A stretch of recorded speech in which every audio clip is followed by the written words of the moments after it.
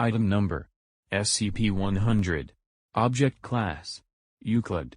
Special Containment Procedures: SCP-100 is to have 6 guards patrolling the interior of the perimeter's fencing, and 2 guards dedicated to the monitoring of the interior and exterior of both warehouses and the residential building, with rotations to occur every 3 hours.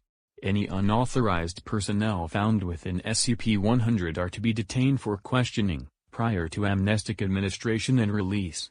3 guards are to remain within the storefront of SCP-100, with rotations to occur every 8 hours. The storefront front entrance is to remain locked at all times, with keys provided to necessary personnel. Private property, and no trespassing signs are to be posted on the front of the storefront to deter any drivers from stopping at SCP-100.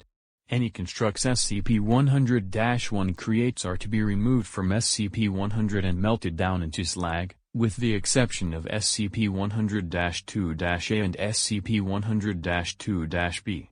Should SCP-100-1 become uncooperative, SCP-100-2-A and SCP-100-2-B may be removed from SCP-100 until the time that SCP-100-1 becomes cooperative again. The largest of the 2 warehouses within SCP-100 has been converted into a basic research facility. All objects created by SCP-100-1, excluding SCP-100-2-A and SCP-100-2-B, may be used for research purposes. Testing on SCP-100-1 itself may only be conducted with written permission from the acting head researcher. Description: SCP-100 is an abandoned scrapyard 80 kilometers from South Carolina, known as Jamaican Joe's Junkyard Jubilee. The scrapyard covers roughly 5,000 square meters of fenced-off land, consisting of 2 warehouses, a storefront, and a small residential building, as well as neglected land and land used for storage. SCP-100 holds roughly 1,500 vehicles, both pressed and unpressed, as well as roughly 1,400 kilograms of separate scrap, estimated to be worth $5,000, 3,870 euros. SCP-100's anomalous effect manifests through SCP-100-1 and its constructs, including SCP-100-2A and SCP-100-2B. Autonomy is lost when SCP-100-1 or one of its objects cross the fenced perimeter of SCP-100, remaining in this state until reintroduction. SCP-100-1 is an autonomous, sapient, humanoid construct consisting mostly of copper piping, uninsulated copper wiring, and aluminum cans. SCP-100-1 lacks the ability for written or verbal communication, however, it possesses the ability to communicate using rudimentary sign language. SCP-100-1 is largely uninterested in conversation outside of sales, and information gathered from it has been limited. SCP-100-1 appears to possess skill in craftsmanship, demonstrating the ability to operate tools such as arc welders, drills, and power saws, as well as heavy machinery such as car compressors and forklifts. SCP-100-1 possesses the ability to create autonomous constructs similar to itself, using material available within SCP-100. SCP-100-1 tends to create 4 specific animals: iguanas, crocodiles, turtles, and flamingos. However, SCP-100-1 has been known to craft other species, such as domestic pets. To maintain compliance, SCP-100-1 has been allowed to keep 2 objects, labeled SCP-100-2A and SCP-100-2B.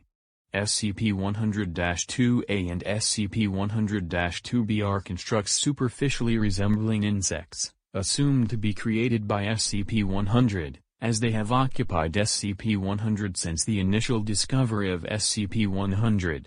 The names, Ramon, and Beatrice, are welded into the backs of SCP-100-2A and SCP-100-2B, respectively. They appear to operate as both companions as well as guards for SCP-100, as they patrol the perimeter of SCP-100 except during intervals of interaction with SCP-100-1. SCP-100-1 appears to follow a ritualistic schedule, repeating the same actions daily. From 0800 to 1500, SCP-100-1 enters the storefront of SCP-100, seating itself behind a counter and attempting to bargain with any humans within the storefront. Occasionally, SCP-100-1 will return to the yard prematurely for reasons unknown. From 1500 to 1600, SCP-100-1 interacts with SCP-100-2A and SCP-100-2B, communicating using vague hand and arm gestures. Interaction tends to consist of grooming, repair, and activities resembling fetch and hide and seek. From 1600 to 2000, SCP-100-1 performs various tasks, including taking stock of material within SCP-100, cleaning and maintaining tools and heavy machinery, and cleaning the interiors and exteriors of buildings present within SCP-100. From 2000 to 0000, SCP-100-1 performs what is assumed to be leisurely acts, ranging from creating new constructs, interacting with SCP-100-2A and SCP-100-2B, and patrolling SCP-100.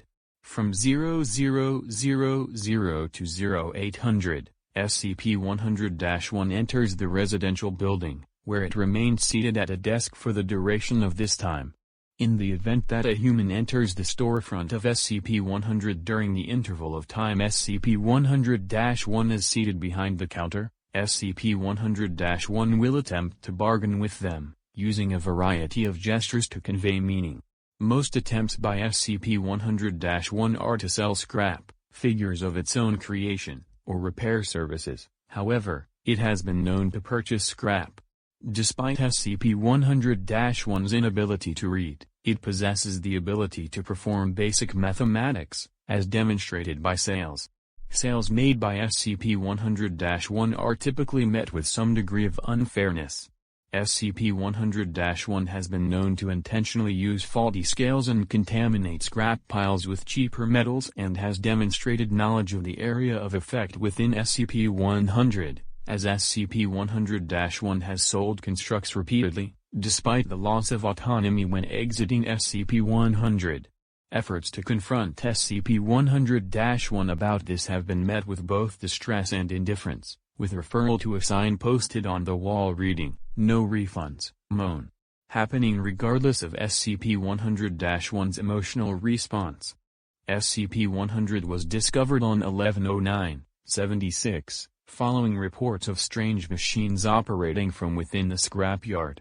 These rumors were discredited as urban legends, and a Foundation agent was sent to SCP-100 to act as the landowner until containment was performed under the guise of property sale.